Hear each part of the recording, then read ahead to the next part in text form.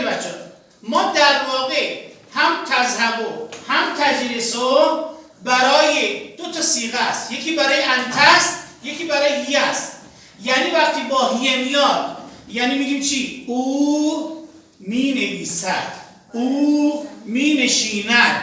اما وقتی با انت میاد میگیم چی؟ تو می روی، تو می نویسی. یعنی در واقع اون فعلی که اولش ت داره و آخرش او داره در دو تا صیغه چیه؟ در دو تا صیغه مشترکه. یعنی هم در صیغه مفرد مؤنث غائب، هم در صیغه مفرد مذکر مخاطب. یعنی هم در سوم شخص مفرد برای مؤنث، هم در دوم شخص مفرد برای مذکر. یعنی من میتونم بگم انت تذهب، انت تذهب. میتونم بگم چی؟ هی